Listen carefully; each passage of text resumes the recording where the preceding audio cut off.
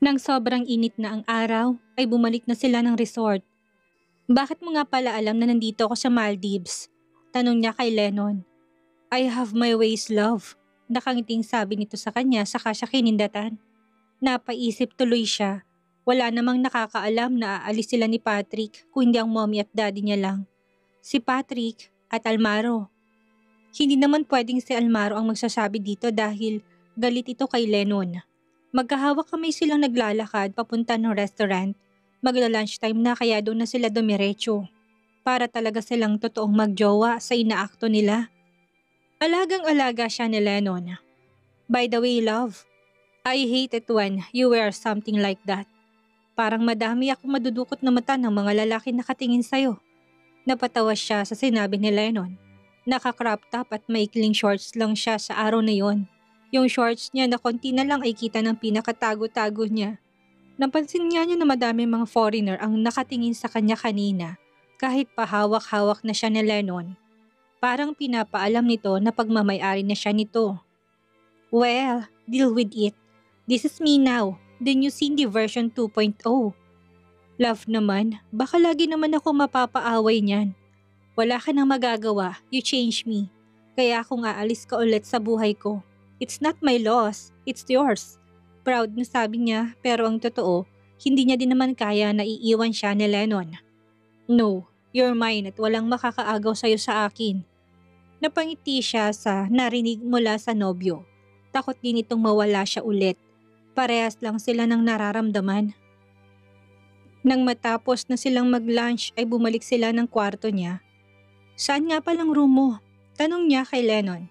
Eto, sabay turo sa room na ni-reserve niya para kay Patrick. Paano nangyari yan? I reserved that for Patrick. Wala naman si Patrick, diba? Kaya ako na mag-occupy ng room niya. Tinignan niya ito ng maigi. Alam niya may tumutulong dito para magawa nitong lahat na pangsunod nito sa kanya sa Maldives. You want to come in? Tanong ni Lennon sa kanya. In-invite siya nito papasok sa room nito. Hindi siya sumagot pero giniya pa rin siya nito papasok sa loob. Oh shit, ikaw bang stranger sa airport na sumusunod sa akin? Nakita niyang jacket na suot ng lalaki sa airport. Katulad ng jacket ni Lennon na nakahang sa cabinet nito. Busted! Nakangising sambit ni Lennon. Tell me, sino tumutulong sa'yo para masundan mo ko dito? As I've said, love, I have my ways. Huwag mo nang alamin. Ang importante nandito na ako. Let's enjoy this vacation. Lumapit to sa kanya at kinabig siya palapit dito. Hawak ang bewang niya. Napaigtad siya ng bahagya dahil nagdikit ang mainit na palad nito sa balat niya. Nilaro-laro nitong daliri sa nakalabas na tiyan at bewang niya. Naka-crop top lang kasi siya. Tanging boobs niya lang ang natatakpan ng saplot na yon. Inaakit na naman siya ng nobyo. By the way, love, nagustuhan mo bang ginawa natin kagabi? Namula siya sa tanong ng nobyo. Obvious naman ang sagot sa tanong nito.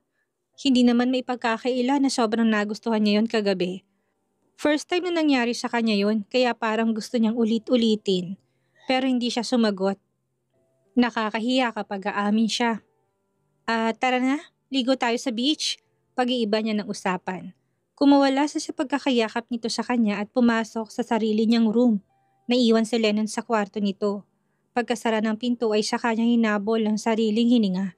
Mukhang nabasa na naman ang panty niya.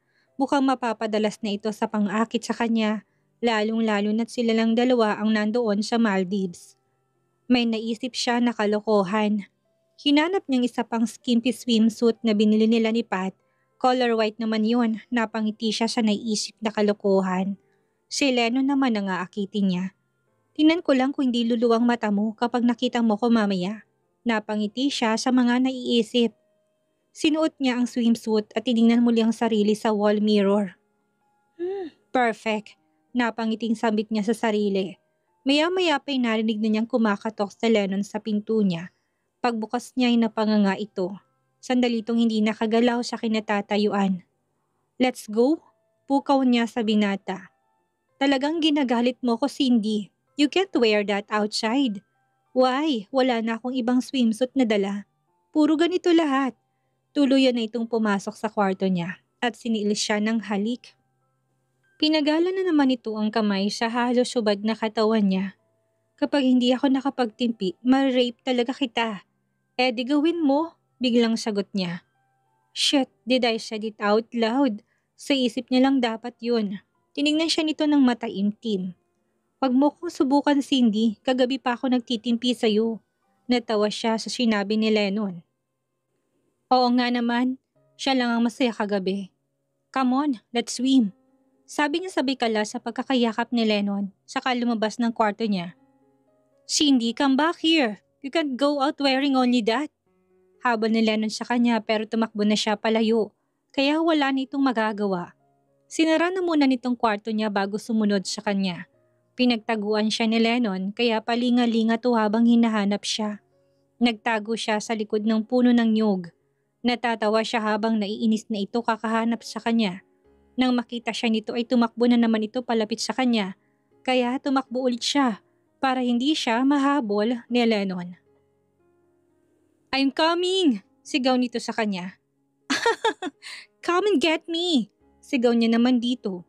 Bad ka talaga. Ang tigas ng ulo mo. Sabay hablot sa bewang niya. Nahuli na siya nito. Natumba sila habang natatawang pagulong-gulong sa buhanginan.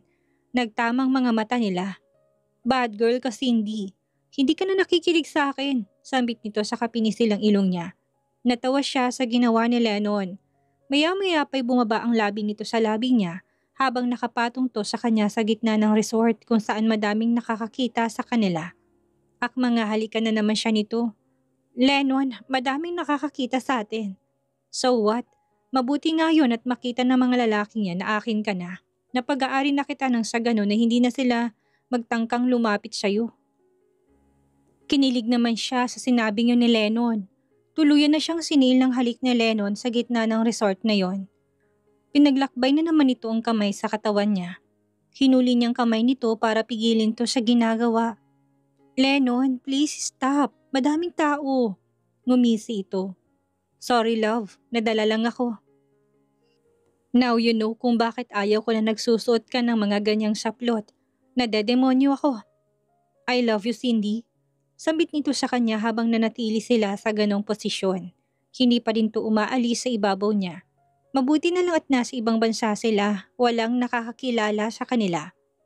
Kung sa Pilipinas sila ay malamang pinagtitinginan na sila ng mga tao. Love, pukaw nito sa kanya. I said I love you. I love you too, sagot niya. Natigilan to, biglang naupo saka tinulungan din siyang umupo. Did I hear it right? You love me too? Hindi naman nawala pagmamahal ko sa'yo. You mean, tayo na ulit? Tumango lang siya bilang sagot. Ayaw niya nang patagalin pa ang pagmamatigas. Nahihirapan din naman siya. Pinapahirapan niya lang ang sarili niya at si Lennon. Nakita niyang namasa ang mga mata nito. I promise love, this time hindi na kita sasaktan. Hindi ko nasasayangin ang second chance na ibinigay mo sa akin. I love you so much, Cindy. Sambit nito saka siya niyakap ng mahigpit. Mamayang gabi, let's have dinner, okay? Wear something nice. Okay, sagot niya sa nobyo. Hinalikan siya nito sa noo saka tumayo at tinulungan din siyang tumayo saka pumunta na sila sa beach para mag-swimming. Masayang-masaya ang puso niya. Magkahawak kamay silang nagtampisaw sa tubig. Maya-maya pa'y bigla niyang sinabuyan ng tubig ang nobyo. Ano ba love? Ang lamig! Kunwaring reklamo ni Lennon. Nakangisi lang siya habang pinagpapatuloy ang pagsaboy sa nobyo. Ayaw mong tumigil ha? Halika nga dito. No! Sigaw niya na siya naman ang sinabuyan nito ng tubig. Bumitaw siya sa pagkakahawak dito saka tumakbo. Naghabulan sila sa dalampasigan. Habulin mo ko. Ayan na ako, lagot ka sa akin mamaya. Nang mahuli siya ng nobyo ay sinabuyan siya ulit ng tubig sa mukha. Pilit niyang sinasangga ang tubig na hindi mapunta sa mukha niya. Madami na kasi siyang naiinom dahil sa kakatawa. Nang mapagod ay humiga naman sila sa ilalim ng puno ng niyog habang walang haba sa kakatawa. Wala silang pakialam sa mga tao sa paligid nila basta masaya silang dalawa. Hapon na sila nang bumalik sa kwarto niya. Inakbayan siya ni Lennon habang siya naman ay nakahawak sa bewang nito. Ganoong posisyon silang naglakad hanggang sa makarating na sa kwarto niya. Love, I will let you freshen up. Let's have dinner by 8. May ayusin lang ako. Babalikan kita dito mamaya, okay? Be ready by 8. Okay, love. Sagot niya sabay yakap dito at inihilig ang ulo sa dibdib ng nobyo. Niyakap din siya nito pabalik. Naging affectionate na rin siya sa nobyo. Na-realize niya dati na kulang siya sa physical touch. Kaya siguro boring ang relasyon nila noon. Ngayon gagawin niya kung anong sa tingin niyang pagkukulang niya sa nobyo dati. Hey, ayaw mo na yata akong bitawan ha? Namimiss kita eh, wika niya sa kalalong hinigpitan pang pagyakap sa nobyo. As much as I want to hug you all day but I really need to go. And you need to freshen up kaya let go of me, love. Tila bumalik na naman siya sa pagkabata. Nagpapa-baby siya kay Lennon. Okay, but make it fast ha? Paano magiging fast yan kung hanggang ngayon nandito pa rin ako na yakap-yakap mo? Sige na nga, kunwari nagtatampo siya sabay bitaw sa nobyo. Ang cute naman ng baby na yan. Bigyan kita ng baby dyan eh. Bigla siyang namula sa sinabi ng nobyo sa kanya ito tinulak ng bahagya. Takot ka pala eh. Hindi nagulat lang ako. Sige umalis ka na, balik ka kagad ha. Yes love, I will be back okay? Go inside your room. Utos nito sa kanya saka siya dinampian ng halik sa labi at umalis na. Tinignan niya na muna to pala yung binata bago siya pumasok sa kwarto niya. Sana naman kayo pupunta yun, bakit hindi ako sinama? Tanong niya sa sarili. Nang malayo ng nobyo sa kanya binuksan ng kwarto saka pumasok, napapangiti siya sa kabaduyan niya. Malamang kapag nakita ni Patrick ang pagiging clingy niya, ay baka masabunutan siya nito sa pagkadiri sa kanya. Natawa siyang bigla sa mga naiisip. Kinikilig siya na parang teenager. Tinignan niya ang wall clock, magsi-6 pa lang ng gabi. May 2 hours pa siya para mag-freshen up.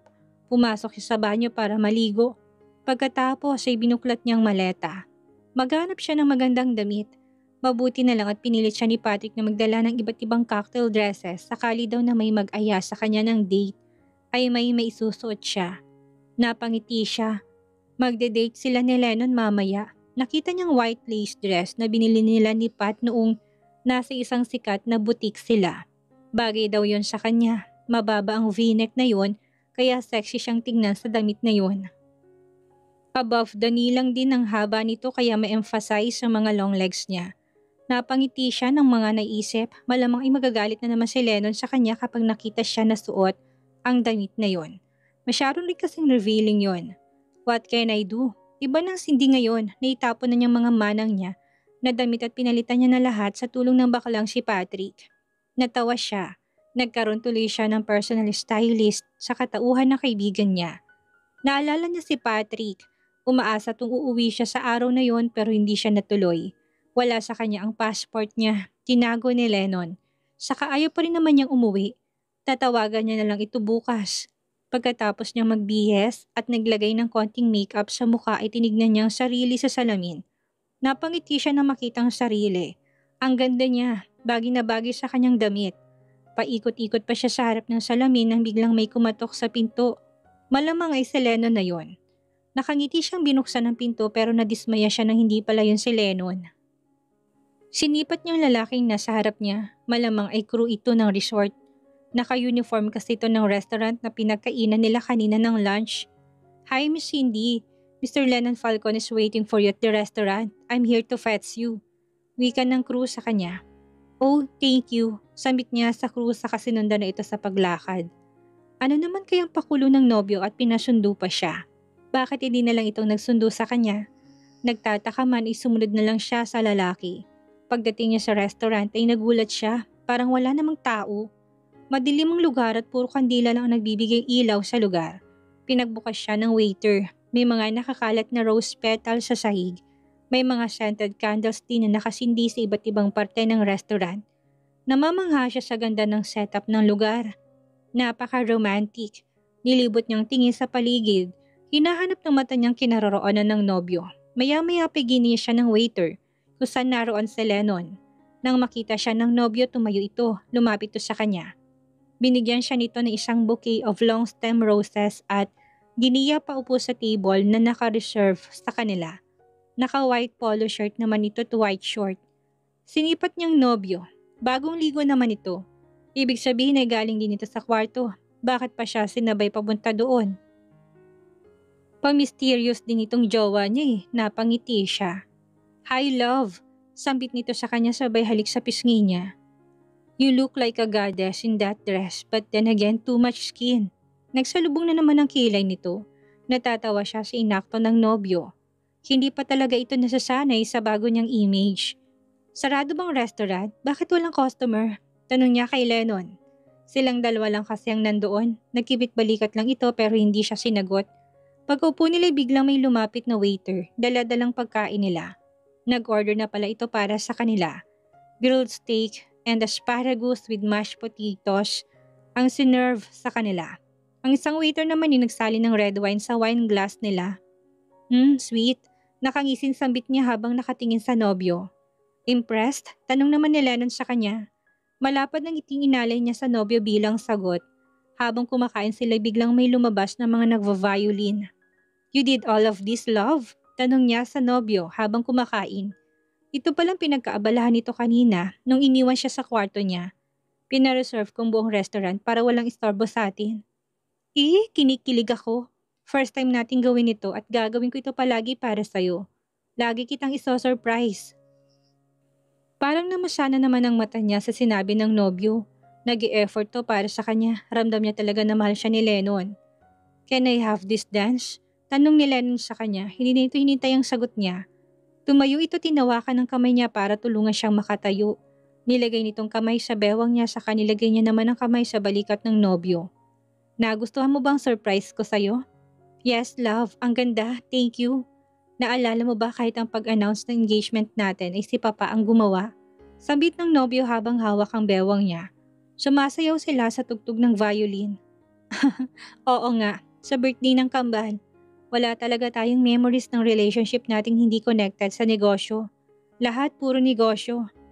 "Oo nga, kahit pamahal natin ang isa't isa pero parang negosyo pa rin ang dahilan kung bakit tayo na-engage. Ngayon babaguhin natin yung love. Tayo lang ang nandito, walang daddy mo at ang papa ko. Hindi to dahil sa negosyo. Dahil ito sa mahal natin ang isa't isa." Tinigil ni Lennon ang pagsasayaw nila. Binitawan siya sa bewang at may kinuha sa bulsa nito. Isang maliit na box na pula. Binuksan yon saka lumuhod. Isang kumikinang na diamante ang nasa loob ng maliit na box na yon. "Will you marry me, Cindy?" Sambit nito habang naluluha. Napahawak siya sa kanyang dibdib. Hindi siya makahuma. Naluluha ulit siya habang nakatingin sa nakaluhod na nobyo. "Will you marry me?" Ulit nito na tanong sa kanya. "Yes, love. I will marry you." Tuluyan na nagsipaglaglagan ng mga luha niya nang tumayo ito at sinuot ang engagement ring sa kanya niyakap ng mahigpit. Kapwa sila umiiyak sa tuwa. "I love you so much, Cindy." Bulong ng nobyo niya. "I love you too, Lennon." Kumalas ito sa pagkakayakap sa kanya, saka hinalikan siya sa labi. Parang nasa langit siya sa mga oras na yun habang marahang inaangkin ni Lennon ang labi niya. Napapikit siya, nagpaubaya sa ginagawa ng nobyo sa kanya. Hinawakan siya nito sa bewang para ilapit pang katawan niya sa katawan nito. Ilang minuto din silang nasa ganong posisyon nang ma-realize na hindi lang silang tao naroroon. Tinulak niya ito ng bahagya. Nahiya siyang bigla, nasa kanilang buong atensyon ng lahat. Tinapos na ni Lennon ang kanilang paghahalikan at tinitigan siya nito sa mata na puno ng pagmamahal. Muli siya ulit nitong dinampian ng halik sa labi saka nagsalita. "Since you agreed to marry me, my love, might as well pakasal na rin tayo ngayon." Napalis ang ngiti sa labi niya sa narinig mula sa nobyo. "Wait, what? Ngayon? As in ngayon?" Gulat na tanong niya dito. Nabibingi lang ba siya? Baka lasing pa siya sa mga kaganapan sa mga oras na yon. "Yes." Simpleng sagot ng nobyo sa kanya sabay haplo sa pisngi niya.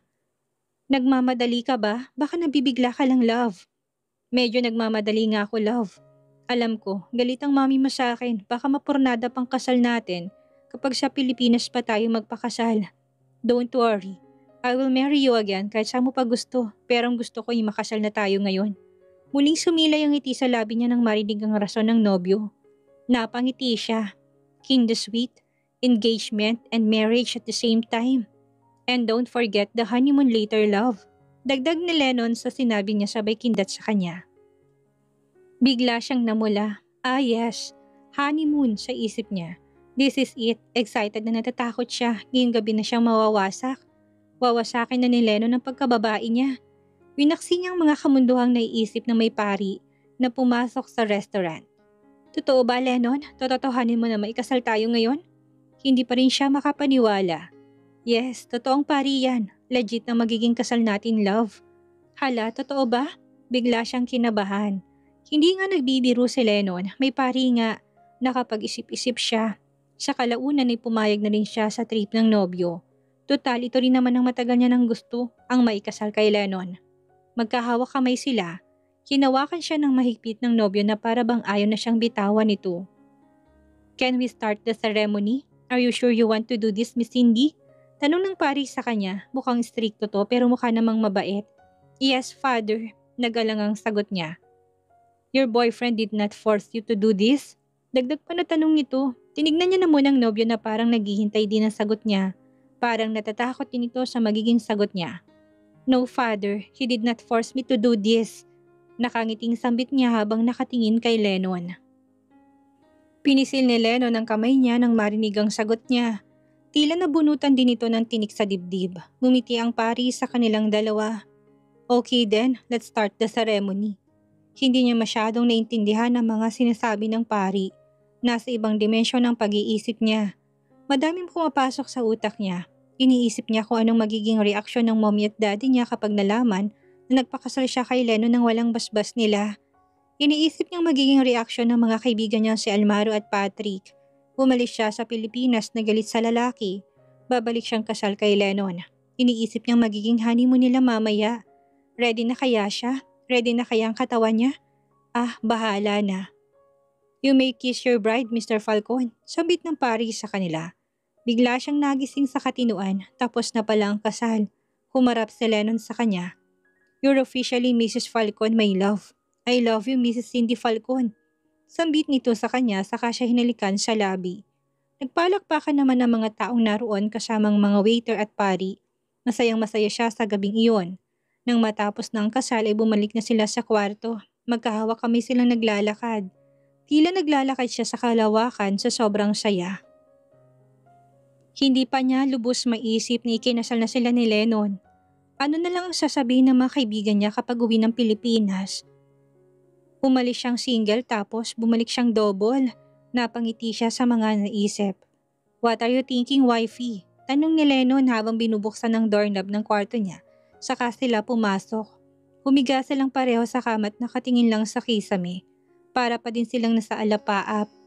Iniisip ko lang sasabihin ni Patrick at ni Almaro sakaling malalaman nila na nagpakasal na tayo. Kumunot ang noon ni Lennon sa narinig. Bakit nga ba napaka-close mo sa Patrick na yon? Naliligaw ba sa'yo yon? Hindi, magkaibigan lang talaga kami. Imposibleng hindi siya nagkagusto sa'yo. Sa ganda mong yan. Unless bakla siya. Bakla nga siya. Napatingin bigla si Lennon sa kanya. Kaya pala pinayagan siya ni Tito Larry at Tita Estrella na magbakasyon kayong dalawa. Safe ka naman pala sa kanya. The best na kaibigan si Patrick at Almaro kaya swerte ko sa kanila. Kaya nga nagseselos na ako sa kanila. Lalong-lalo na sa Almaro na yon. Hindi niya ako pinapayagang makipag-usap sa'yo. Don't worry, busy na si Almaro with Angela. And for Patrick, sana maging magkaibigan din kayo. Pero bad impression ka na sa kanya kaya pagbutihan mong magpapag-good shot ka sa kaibigan ko. Anything for you, wifey. Nagpapasalamat din ako dahil may mga kaibigan kang handa kang ipagtanggol kahit kailan. Kahit sa'yo? Yes, kahit sa akin. Alam ko nagkasala ako kaya I deserve the treatment that your friends gave me because they love you. How about mom and dad? Lagot ka kapag nalaman nilang pinakasalan mo kung hindi nagpaalam sa kanila. Wala akong magiging problema kay Tito Larry. Sa katunayan siya nagbigay ng flight details and hotel accommodation mo dito sa Maldives para masundan kita. What? Kaya pala parang may kakaibang galaw sila daddy bago ko umalis na hindi ko maintindihan. Yes, wifey. Gusto ng daddy mo na magkaayos tayo. Alam mo naman yun. Ang kapakanan pa rin ng negosyo niyang iniintindi niya. Pero si ma'am, galit siya sa'yo. Sa katunayan narinig ko na lagi silang nag-aaway ni daddy dahil sa sinaktan mo ko. Namuntik na ako mamatay dahil sa'yo. Yeah, I'm aware of that. Si Tita Estrella lang ang problema ko pero ako nang bahalang mag-explain sa kanya pag uwi natin, wifey. But for now, umpisa na natin ang ating honeymoon. Nakangising sambit nito sa kanya. Wait, biglang sabi niya sabay tayo. Natatakot ako. Kaya ko kaya? Love, hindi ka na makakaayaw sa akin ngayon. Tinupad ko ng pangarap mong maging isang virgin bride. Ngayong kasal na tayo, wala ka nang magagawa. Napangiti si Cindy sa sinabi ni Lennon. Tumayo din ito at lumapit sa kanya at ninikit nitong katawan sa katawan niya na parang wala nang hanging makakadaan sa pagitan nila. Naramdaman niya na may tumutusok na matigas na bagay sa bandang puso niya. Tinignan niya si Lennon. Sigurado siyang sinasadya yun ng lalaki para akitin siya. Finally, you're gonna be mine. I've been waiting for this, my wife.